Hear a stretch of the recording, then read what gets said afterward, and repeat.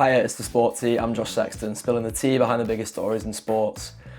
I wanted to talk about a little something that caught my eye today. A bit of a social media thing, really, but something that came from a clip from Steven Gerrard in his latest interview with Rio Ferdinand. Some really good bits in that, by the way. Maybe Rio Ferdinand has finally found his calling as an interviewer rather than a terrible commentator or pundit or a man who just screams Ballon d'Or on the telly. So fair play to Rio. It's a genuinely good interview with Steven Gerrard. Gerrard's dead open, which is really interesting to see. But one of the things that I sort of wanted to latch on to the most really in today's episode of the Sport Tea is the way he talks about his relationship with Liverpool. There's been a little bit of discourse online since the kit launch about why Gerrard didn't feature in those things. So I want to talk a little bit about that, a bit about something that I mentioned in my introduction video to the idea behind this channel, which is about bad actors attaching themselves to the sports that we love. So I want to do that by looking at social media in particular today and the assumptions that people make on social media. So come with me and let's drink some tea. Yeah, so a lot of the discourse that have come since the kit launch, for those who maybe missed it, is that the club's relationship with Steven Gerrard, or at least those, maybe not such discourse, more so rumours, was that the club's relationship with Steven Gerrard had clearly been sort of left in a bad way because of the fact they didn't feature in any of these kit launch videos and things, or at least that assumption was sort of made, and you know, people with big Twitter followings, people who are part of football Twitter, were sort of, you know, spinning this narrative almost because Gerrard hadn't featured in this Adidas campaign. A lot of Liverpool legends had, and people were starting to put two and two together, or at least asking questions which then lead to people putting two and two together. And this is where I want to talk about narratives and the build-up of narratives and all these kinds of things on social media. There's a couple of things that came from this interview with Gerrard and Rio Ferdinand that I want to get my teeth into, to be honest, including Trent Alexander-Arnold, but I didn't want to title this Trent Alexander-Arnold because, to be honest, I want this to be the last time that I talk about him until he comes to Anfield, and hopefully we can give him 90 minutes of pure hell, to quote, I think it was John Barnes or somebody like that. Maybe it was someone way before John Barnes, to be honest. Somebody before my time, so I'm sure you'll forgive me for getting that reference wrong if it wasn't John Barnes. But Gerrard in this interview sort of talks about his relationship with Liverpool, talks about how great the club have been to him since he left the club, or especially since he retired from football. Of course, he got a coaching role for a little bit of time, but then went on to become Aston Villa manager and Rangers manager, and it looks like he's going to go back to Rangers now, which is always a strange one because Liverpool fans are definitely divided over the whole Celtic and Rangers thing. I'm not going to personally get into it. I don't hold the same religious beliefs that they tend to hold on those two sides of that coin, so I'm just going to save that for people who are far more knowledgeable about the situation than me in terms of Liverpool's relationship with Rangers or Celtic. It looks like Steven Gerrard is going back there, but he's spoken about his relationship with Liverpool and how much they've done for him, the respect they've shown for him since he left the club. And that's something I want to focus on in particular, because I think the trouble is with social media these days, and I want to blame Elon Musk for this. Elon Musk has already, spoke about, or at least I think it was his dad who spoke about the idea of owning Liverpool one day. I would personally hate that so much, because what you've seen, especially in political discourse since Elon Musk took over Twitter, is that, there's all these right-wing accounts suddenly being boosted across the Twitter sphere, if you want to still call it that, the X fucking universe or whatever Elon Musk would tend to call it these days. Whereas we previously built echo chambers, like our own political and religious beliefs. We follow the people we're interested in, the voices that we're interested in. So of course we're going to build echo chambers. But what Twitter has now allowed Elon Musk to do is, pierce into people's echo chambers with political statements, socio-economic statements, I should say, to the contrary of what we're all used to believing. And for people who are impressionable, that's obviously going to get into people's minds. And I think he's managed to do that in a way with sport as well. To be honest, like, the influence of Twitter is endless in sports and sports narratives and the sports media, really. And every time I go on Twitter now, the first thing I'm met with is my For You page. And I used to be very good, this is sort of full disclosure for me, I used to be very good at clicking onto other lists. I've sort of curated Twitter now where I've muted everybody but put everybody into lists so that I know exactly what I'm going on there to get, and I'm not spending hours and hours on end on there. But what I've naturally done a bit more over time, because of the way that the algorithm works and the way that they've sort of boosted posts that are more to my interest, but then to make me scroll, of course, is I've started scrolling down my For You page and seeing more and more things, particularly football Twitter things and things that wind me up that I used to never see because of that echo chamber I created before the days when there was a For You page. So I saw some of these narratives about, about the kit launch and why Steven Gerrard wasn't a part of it, and some people sort of assuming that Liverpool have sort of cast him aside now because he's chosen to become a football manager. And I'm never going to claim to know the ins and outs of that, but what I would say is it's far more likely that Steven Gerrard has chosen to separate himself from Liverpool. I think you saw that when he was Aston Villa manager in particular. It suited him a little bit more when he was the under-18s coach and things like that.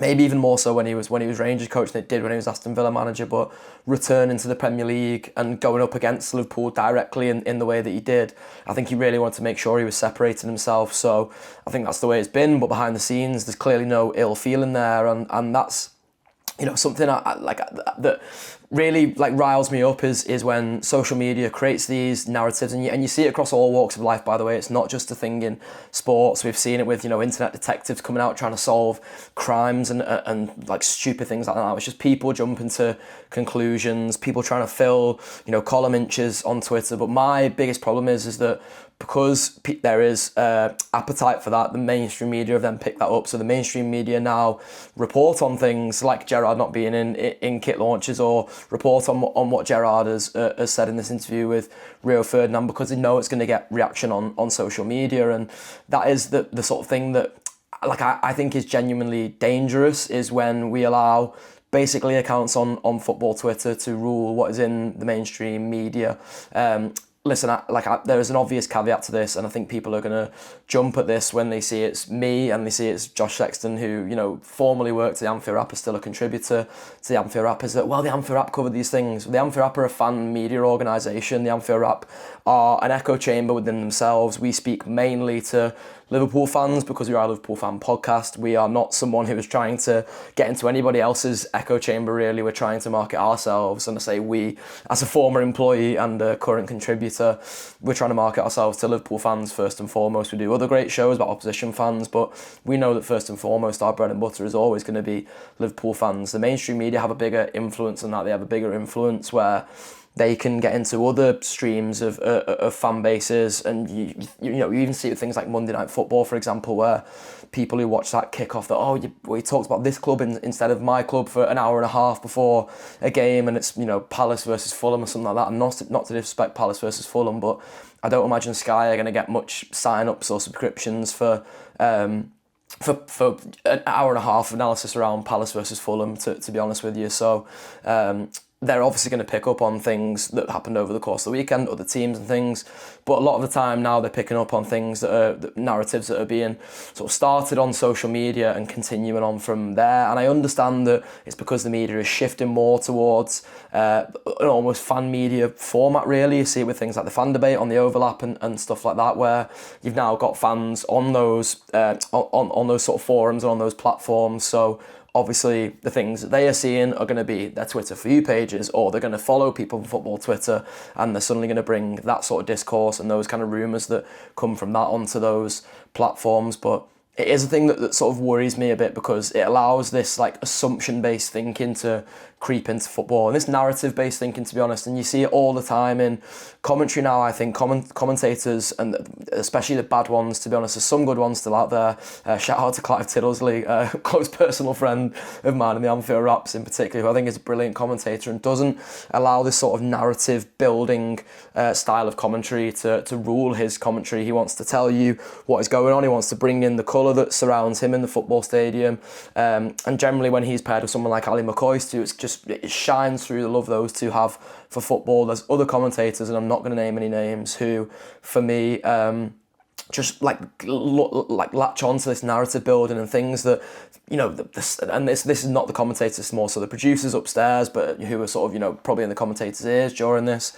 putting stats on the screen that they know will be shared on social media. You see it from like, you know, Amazon Prime football Twitter account now is rage baiting about Mikel Arteta and Jurgen Klopp's first 300 games when Mikel Arteta's won nowhere near the amount of trophies that Jurgen Klopp won in his first 300 games. So this is the sort of worry for me, is that this mainstream media, like narrative-based thinking, assumption-based thinking is really creeping in, and it's a thing that started on social media.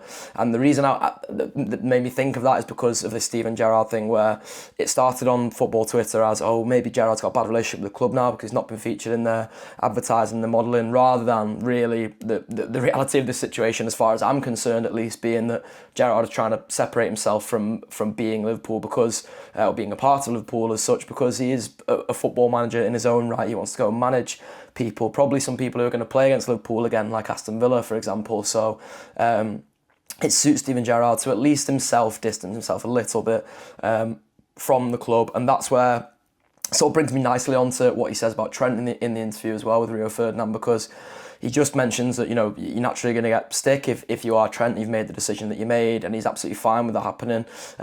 You know, in terms of, you know, the paying fan giving Trent a bit of stick, it comes with, you know, the territory, doesn't it? If you're a football player, Gerrard says that himself. It comes with, you know, the fact that you're paying in the gate to get a ticket. You have the right to criticise and have an opinion on these things. Of course, it's when it obviously goes into the line of abuse, which Gerrard says that's not what you want to see in the game, and you know, it's obviously the thing that's massive on social media. It's the thing that social media, it feels like, has sort of become the worst for down the years in terms of football, is that abuse of football players, and it did get bad around Trent at times, of course, but you know, recently we saw Virgil van Dijk asked a question in a post-match interview about whether the fact that Trent is missing is the reason for Liverpool's slip up in form, and like things like that just annoy me so much, because it's almost like a social media narrative. That's not like a good journalistic question to ask. Like it's the easiest common denominator of many reasons you could think to find why Liverpool's form might not be very good, is to latch on to this idea that, oh, maybe it's because Trent's missing. It's nothing to do with Trent missing. Trent was a very talented footballer. Liverpool are a brilliant football team. They've signed brilliant footballers. They've got brilliant footballers coming through in Conor Bradley in Trent's absence. And there's for me a mentality issue a little bit at Liverpool at the moment. It's something they're going to have to get to click before the football starts to click properly. And it flipped partway through the season. I think it probably flipped on Ekitike's red card against Southampton, to be honest, where Liverpool went from suddenly having the mentality of champions, winning games closely, to it flipping, and now they're losing games closely, and that mentality seems to have sort of ebbed away a little bit. But it's not to do with Trent Alexander-Arnold, and that mentality has nothing to do with Trent Alexander-Arnold. I think, to be honest, he opted out of that last season when he made the decision as early as he did that he was definitely going to leave the club. Gerrard even mentions in his interview that there was a contract offer on the table, which is not new news to us, but it reaffirms what we always knew, that there was that contract offer there, and that Trent denied that because he wanted to move to Real Madrid and his head was turned, which you can't begrudge in some ways if football were logical, but football isn't logical. Football comes down to things like mentality, comes down to things like passion, and that's will always be the biggest issue with Trent for me, is that he built his brand on the passion of being a Liverpool fan and then threw that back in our faces. And Steven Gerrard is the perfect example of someone who built his brand on passion for Liverpool. Whenever he gets the chance now, still speaks so highly of Liverpool, and we appreciate Steven Gerrard for that, of course, as Liverpool fans. Not that I can speak for Liverpool fans at all, but I'm sure that I do speak in that scenario for a lot of Liverpool fans when I say how much we love Steven Gerrard, how much of a legend Steven Gerrard is, and I still wish him all the best in his managerial career. I still hope that he achieves enough in his managerial career to come to Liverpool someday, because he's one of my favourite footballers of all time, probably one of my top 3 favourite football players of all time. So I would love to see him come back to Liverpool. But if he doesn't, then, you know, there probably is going to be that separation over the years, and we need to not jump to conclusions about things like that as you know, fans, as people in general in society, because this like creation narratives, this assumption based thinking constantly is just not healthy. And I don't like that it goes from social media into the mainstream media then, because to be honest, it's making the mainstream media just as much of a pit as social media is. And then you've got footballers who've achieved as much as Virgil van Dijk's achieved, being asked questions like he was asked at the weekend in regards to the Trent question and a couple of other things. I've seen some fake quotes going around, to be honest, which again is just really, really frustrating. So anyway, a bit more of a ranty, sporty today, another one where I've not drunk my tea particularly quickly, to be honest. But I just want to say thanks again for the support that's been shown on this so far. As I mentioned in my introduction videos and in my first few videos on the channel, this was not me building a platform to turn this into a subscription-based model. I still work for the Anfield Wrap in some guys, just not full-time now. So I'd never want to tread on their toes in terms of this becoming a thing that can compete with the Anfield Wrap. That's not my intention at all. It's not intended to be a grift either. Like, I'm not a free speech warrior or anything like that. You know, the free speech warriors who are currently shutting down Gary Neville for his own use of free speech. I'm not one of those people. I'm someone who is trying to launch a media career as a freelancer, and if you want to support me in that, I'd be really grateful if you did. If not, absolutely no worries, this content goes out for free anyway. I appreciate you engaging with the content, sharing it, watching it, commenting on it. Comment down on this one, let me know what you think about the sort of topic that I've spoke about in this video. I'm really interested to see what people have to say, because I am worried about how much there is a bleed from social media into the mainstream media. I think there is maybe a more clever way I should say, for the mainstream media to do that, in terms of, I think the overlap fan debate is a great example of this, where you use the fans as a way to sort of key into what fans are talking about if you're the mainstream media. But if you're, a journalist or a pundit or something along those lines, don't be bringing social media assumption-based narratives and just like stupid narratives that are built on social media into interviews with football players and stuff, because, but listen, you might argue it's par for the course now, but Liverpool are going to be absolutely fine. Liverpool are not going to miss Trent Alexander-Arnold in the grand scheme of things. They'll miss him because he's a talented footballer. But Liverpool will be able to be successful with Trent Alexander-Arnold. They'll still be able to be successful this season. What's happened over the last few weeks is by no means terminal. And I want to give those players all the grace in the world to hopefully go on to achieve big things this season, but just really get back to enjoying the football after what happened this summer. So, yeah, I think I'll leave it at that. Thank you for coming along as always. We'll talk more about bad acts in sport, I'm sure, as this project for me goes on here on the Sport Teach, giving me something to talk about, and always pleased to share it with you. So thank you for sharing a brew with me here on the Sport Tea. Rant over.